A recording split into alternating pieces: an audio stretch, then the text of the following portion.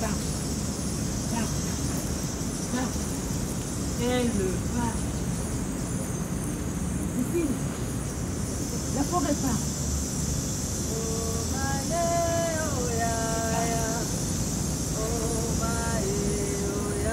Elle parle. La forêt parle. Nous sommes des femmes forêts. Nous sommes des femmes forêts habitées. Habilitées à parler de notre sœur, de notre mère. La forêt.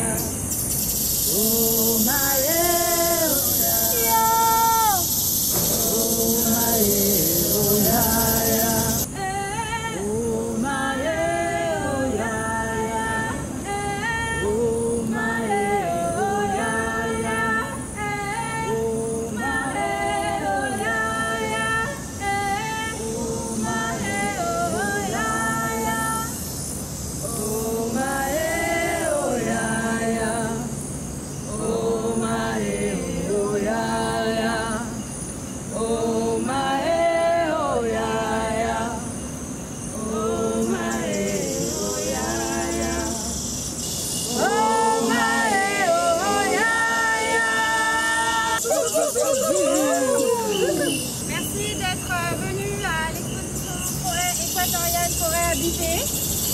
On va vous faire un petit tour de l'exposition qui commence ici par une expérience proposée par Kaori Mambo. Elle va vous en dire 2 mots. Bienvenue à la cabane du Earthing. C'est une cabane dans laquelle nous devons rentrer pieds nus. Et nous pouvons avoir le temps d'enlever nos chaussures et de nous connecter à la terre.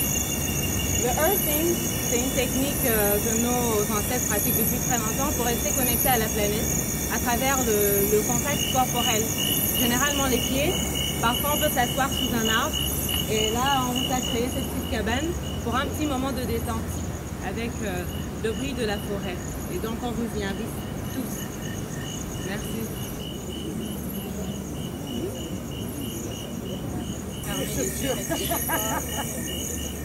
Mais on est ça. Valse aussi, avec des poèmes à l'intérieur. Vous pouvez les tirer, vous pouvez les lire.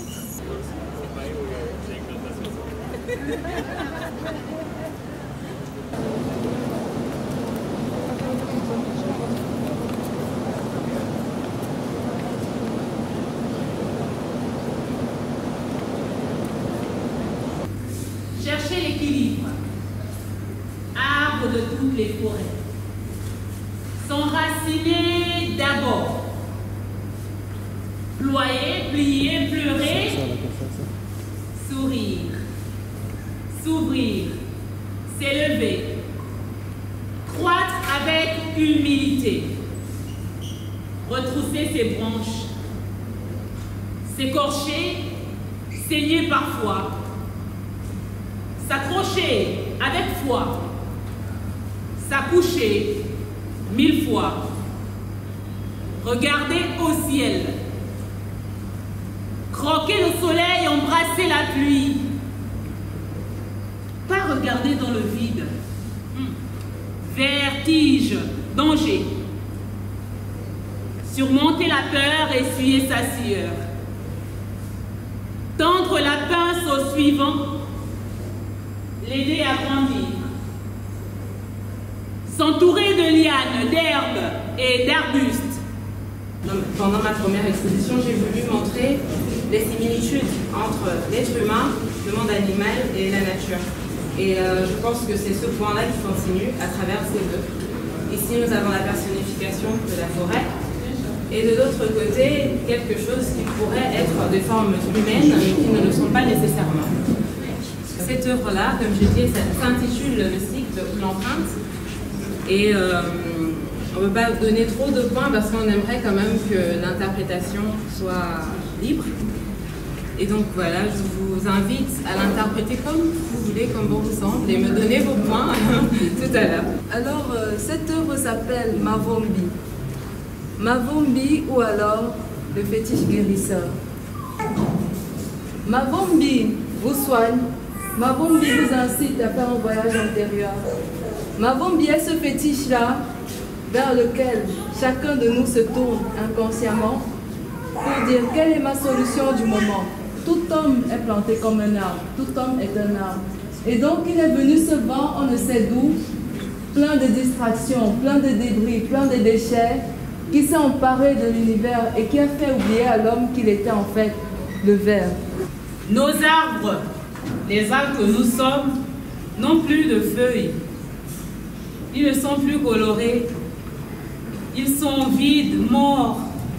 Alors je nous invite chacun à se mettre autour de cet arbre de la réconciliation et à lui apporter des feuilles. Bien sûr, vous êtes libre, mais ce sont souvent les mots d'amour qui font du bien. Généralement, quand on parle de maladie, la maladie résulte très souvent d'un problème de déconnexion de l'homme avec la nature, et principalement avec les forêts. Donc, ça peut être une conséquence des actes qu'il a posés, soit envers lui, soit envers la communauté, et donc il reçoit cela un peu comme une conséquence.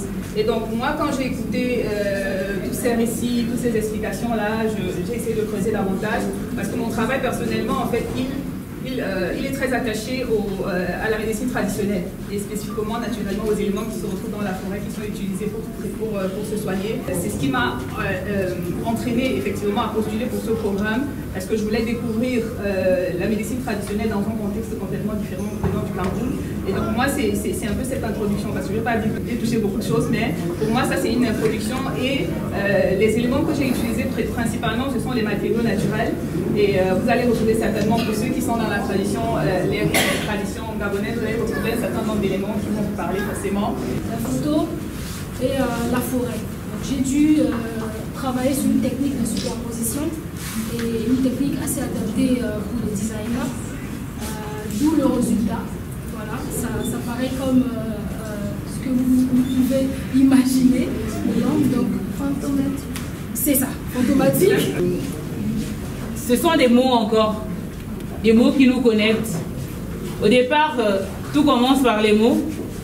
Les mots créent la connexion et fertilisent. Nous sommes des forêts habitées. Nous sommes des forêts comme les autres.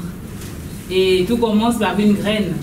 Et ce sont les mots qui font que la graine tombe dans un sol et porte du fruit.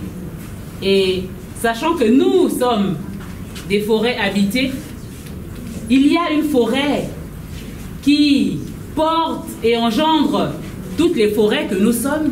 Et cette forêt-là, elle est à l'image et on la traite aujourd'hui comme on traite la forêt. C'est cette forêt. C'est une vidéo sans son parce que c'est aussi l'idée de la contemplation de ce qui nous entoure.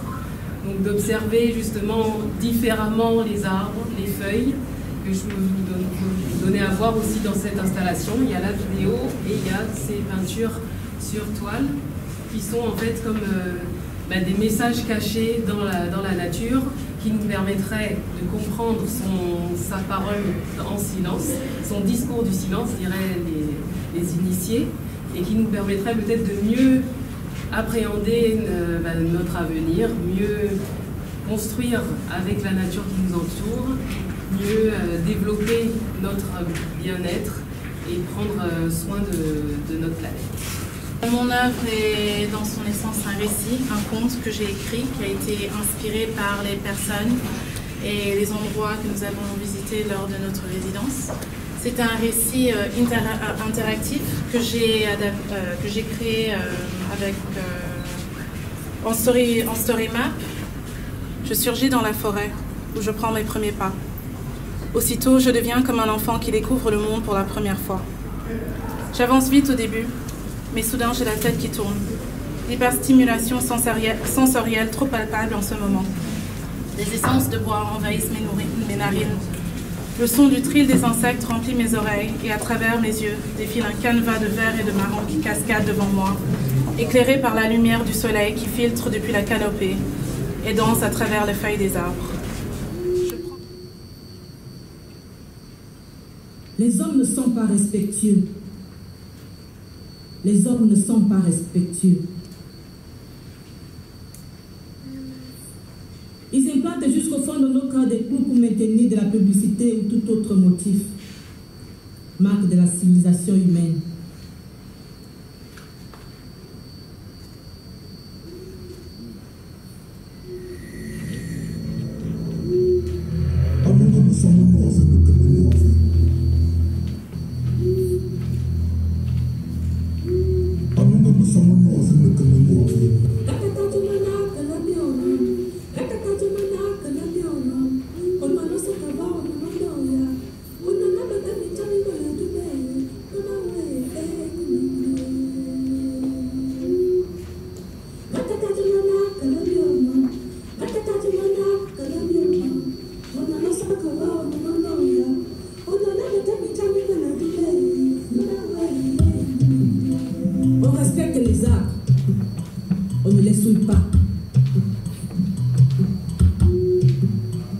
Si on est blessé par une branche d'arbre, on ne doit ni jurer, ni dire des sottises, ni casser la branche.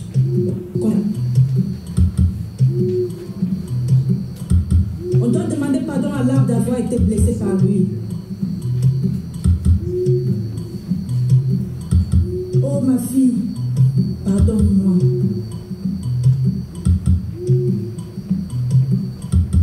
En général, on n'arrache pas les arbres vivants. Ils se vengent quand on les arrache sans raison.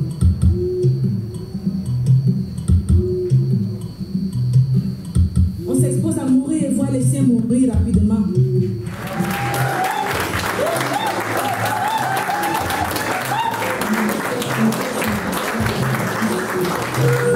C'est un projet qui nous a trotté dans la tête pendant longtemps. On a toutes les deux des attaches en Afrique centrale.